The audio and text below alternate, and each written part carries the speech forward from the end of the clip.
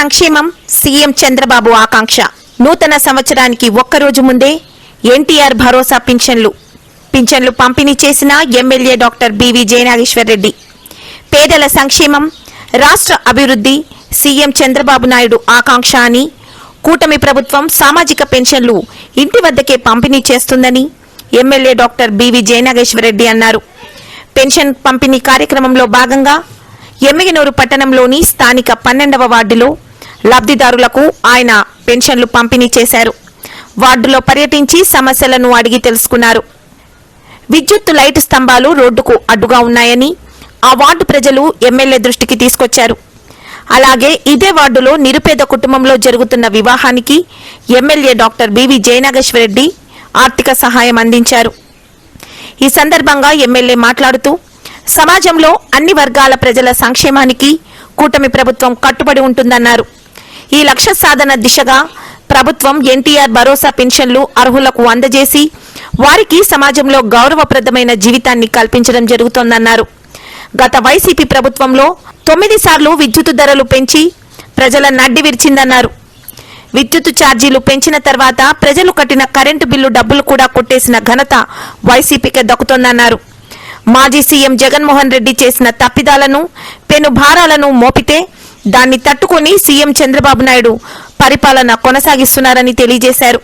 విద్యుత్ ఛార్జీలు పెంచింది వైసీపీ ప్రభుత్వం కాబట్టి వైసీపీ నాయకులు మాజీ సీఎం జగన్ ఇంటి ముందు ధర్నాలు చేయాలన్నారు. 2014-19లో 22 మిలియన్ల లోటు ఉన్నప్పటికీ సీఎం చంద్రబాబు నాణ్యమైన విద్యుత్తును అందించారని గుర్తు చేశారు.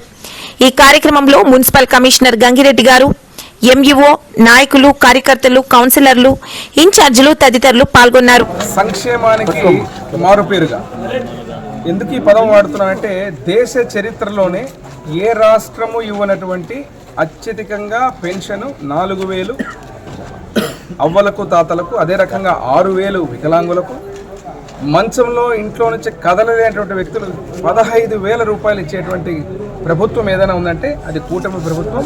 ముఖ్యమంత్రిగా నారా చంద్రబాబు నాయుడు గారి నాయకత్వంలో ప్రతి నెల 1వ తేదీ టంచనగా కొట్టంగానే 65 లక్షల మందికి అదే రోజులో ఇంటింటికి పోయి లేపి ఇవ్వడం జరుగుతుంది. అదే రకంగా మీరు చూస్తే ఈరోజు 31, ఒక్కొక్కసారి ఆదివారం వస్తే ముందు రోజే శనివారము, అదేవిధంగా 31వ తేదీ ఈరోజు 65 లక్షల మందికి ప్రతి ఒక్క లబ్ధిదారులకు ఇంటికి పోయి పెన్షన్ పంచేటువంటి ఏకైక ప్రభుత్వం దేశ చరిత్రలో కూటమి ప్రభుత్వం, ముఖ్యమంత్రి వర్యులు నారా చంద్రబాబు నాయుడు గారి నాయకత్వంలో చేస్తున్నటువంటి కార్యక్రమం. ఈరోజు సంక్షేమం గురించి మాట్లాడే వ్యక్తులు ఎవరైనా ఉంటే ఈ యొక్క ప్రక్రియను చూసి ఆలోచించాలి. కేవలము సంక్షేమము, పెన్షన్ అంటే గుర్తుకొచ్చేది మొదటిగా విశ్వవిఖ్యాత నట సార్వభౌమ నందమూరి తారక రామారావు గారు, మరి ఈరోజు దేశంలోనే అత్యధికంగా పెన్షన్లు ఇస్తున్నటువంటి నారా చంద్రబాబు నాయుడు గారు అని చెప్పి తెలియజేస్తూ ఈరోజు ఈ సంతోషం. ఎందుకంటే చాలామంది చూస్తున్నాం, ఇంకా కొంతమంది ఇంకా అర్హత ఉండి ఇప్పుడే చూసి వచ్చాను. ఒక ముసలావిడ, వారు కదలలేక మంచంలో ఉండడం జరిగింది.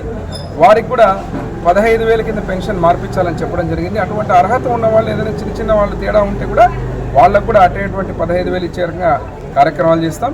ప్రతి సంక్షేమ పథకాన్ని కూటమి ప్రభుత్వం ఎలక్షన్ల ముందు ఇచ్చినటువంటి ప్రతి హామీని కూడా దశల వారీగా అన్ని పూర్తి చేసుకుంటూ ముందుకు పోవడం జరుగుతుంది తెలియజేస్తారు కదా. విద్యుత్ ఛార్జీలు పెంచారని మీరే భారం వేశారని దానికి చరిత్ర చెప్పాలా? ఎందుకంటే మామూలుగా ధర్నాలు ఎవరు చేస్తారండి? ధర్నాలు ఎవరు చేస్తారు? ఎవరైతే అన్యాయం కాబడ్డారో, లేకపోతే ప్రజలు వారి వల్ల 9 సార్లు వాళ్ళ ప్రభుత్వంలో ఇదే కరెంటు ఛార్జీలను పెంచి పేదవాడి నడ్డి విరగొట్టి, అదేవిధంగా పెన్షన్లు కూడా కరెంటు ఛార్జీలు పెంచిన తర్వాత కరెంటు బిల్లులు కడితే కొట్టేసిన చరిత్ర జగన్మోహన్ రెడ్డి. మరి జగన్మోహన్ రెడ్డి గారు అన్నిసార్లు కరెంటు ఛార్జీలు పెంచి డిస్కమ్లకు ఈరోజు అవినీతి లాభాల కోసం, కమిషన్ల కోసం కక్కుర్తిపడి తప్పుడు నిర్ణయాలతో మీరు తీసుకున్న నిర్ణయాన్ని, ఆ పెనుభారాన్ని ఈరోజు ముందుకు తీసుకుపోవాల్సిన పరిస్థితి తెచ్చిన ఘనత మీది కదా. జగన్మోహన్ రెడ్డి ఇంటి ముందు ధర్నాలు చేయాలి ప్రజలు. ఎవరైతే మీ వైసీపీ పార్టీ నాయకులు ఉన్నారో పెంచినటువంటి వ్యక్తి మీరే కాబట్టి మీ ఇంటి ముందు ధర్నా చేయాలి. నువ్వు తీసుకున్న నిర్ణయం వల్లనే ఈరోజు ఈ స్థితికి వచ్చామని చెప్పి మీకు చరిత్ర గుర్తు చేస్తాను. 22,000 మిలియన్ యూనిట్ల లోటున్న రోజున 2014-19 చంద్రబాబు నాయుడు గారు రాష్ట్రం పగ్గాలు చేపట్టినప్పుడు ఆ యొక్క లోటు కరెంటును పూడ్చి 2019లో దిగిపోయే సమయానికి 5 ఏళ్లలో ₹1 కరెంటు ఛార్జీ పెంచకుండా నాణ్యమైన కరెంటు ఇచ్చిన చరిత్ర ముఖ్యమంత్రి చంద్రబాబు నాయుడు. మరి ఆ రోజు 19వ తేదీన మేము 19వ సంవత్సరం మేము దిగిపోయే టైంకి మిగులు కరెంటును పెట్టిపోతే 5 ఏళ్ళు వ్యవస్థను నాశనం చేసి ఈరోజు మళ్ళీ తగుదునమ్మా అని చెప్పి మీరు మీ ఉనికిని కాపాడుకోవడానికి పోరాటం తప్ప అది ప్రజల కోసం పడే ఆరాటం కాదు. రాష్ట్ర ప్రజలకంతా తెలుసు మీ డ్రామాలు.